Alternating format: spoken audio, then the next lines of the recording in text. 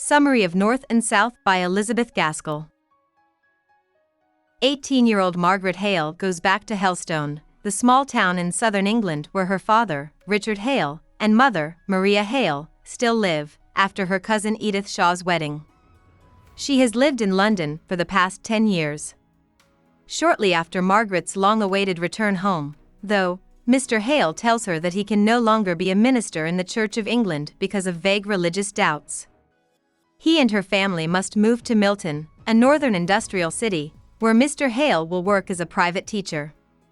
Soon after they get to Milton, which is very smoky, Margaret meets John Thornton, a young, rich cotton mill owner who will be her dad's main student. He makes Margaret uncomfortable and is not quite a gentleman. Even though Thornton comes from a poor background, she really doesn't like how he talks badly about bosses and workers. While this is going on, Thornton admires Margaret's royal beauty but thinks she is proud. Margaret meets Nicholas Higgins and Bessie Higgins, a working-class father and daughter, while she is walking around Milton. She becomes friends with them and starts going to see Bessie a lot. Bessie, who is the same age as Margaret, is dying of a lung disease she got from working in a cotton mill for many years.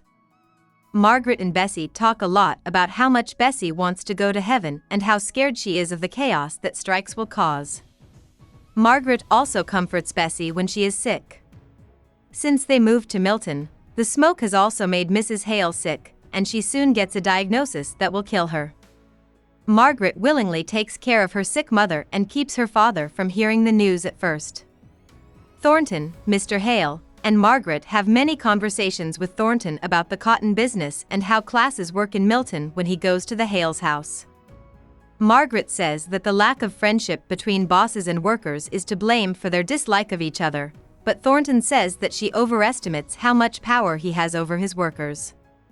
Thornton cares about people, like when he brings Mrs. Hale a fruit basket, but Margaret can't understand how he can be so cold when applying economic ideas to people. There is a citywide labor strike by Thornton's workers who are against a pay cut.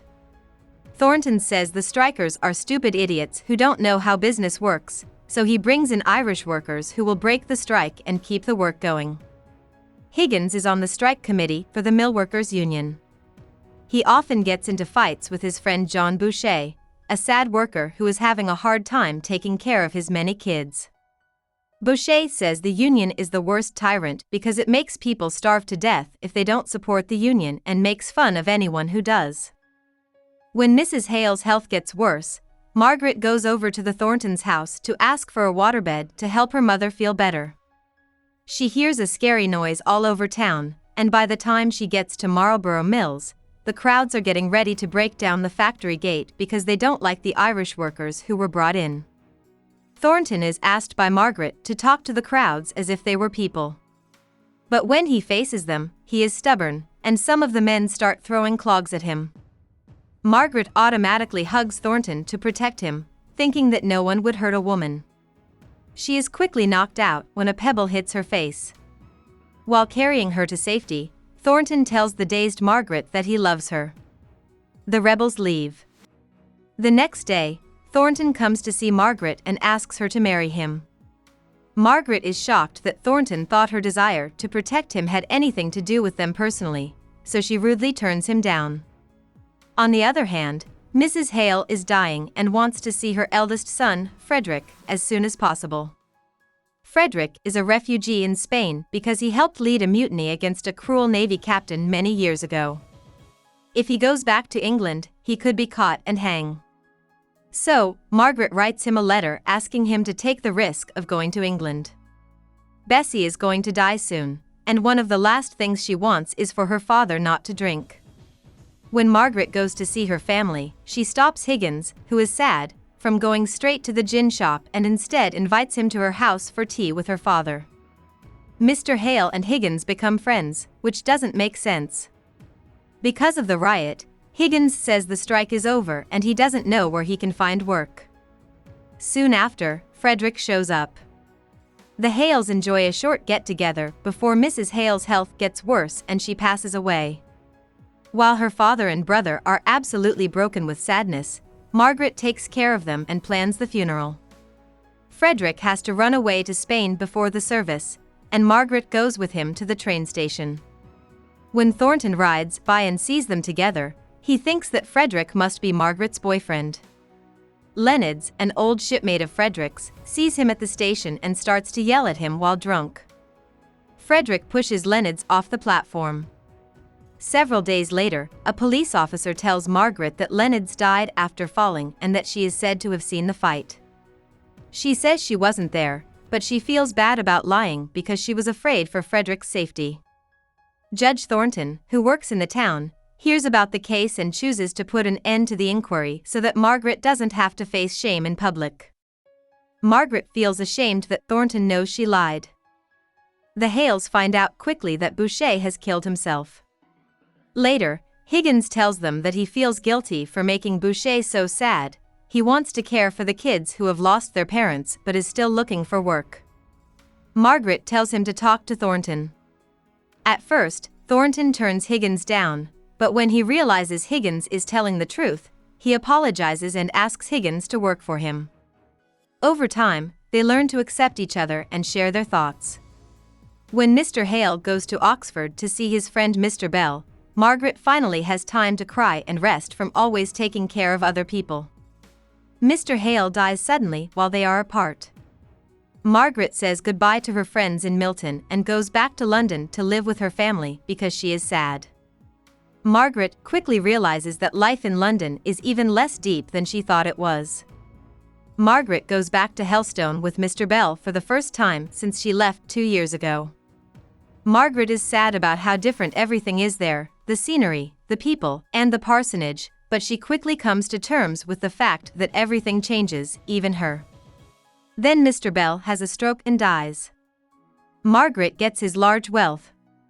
She makes up her mind to take her life into her own hands and starts making plans for how she will use her money to help other people. When we go back to Milton, Thornton's mill is failing because of the effects of the strike and his own arrogance. He doesn't want to dangerous bets and makes sure that everyone he owes money to gets paid. Higgins then talks about Margaret's brother, which helps Thornton finally understand what he saw at the train stop. After some time, Margaret and Thornton meet again at a dinner in London. Margaret learns about Thornton's failure and his new goal to connect with workers beyond the mere cash nexus by letting them have a big role in both planning and carrying out his plans. He hopes that this friend will make any future hits less nasty. Margaret comes up with a business plan to use some of her own money to help save Marlborough Mills after hearing Thornton's new attitude.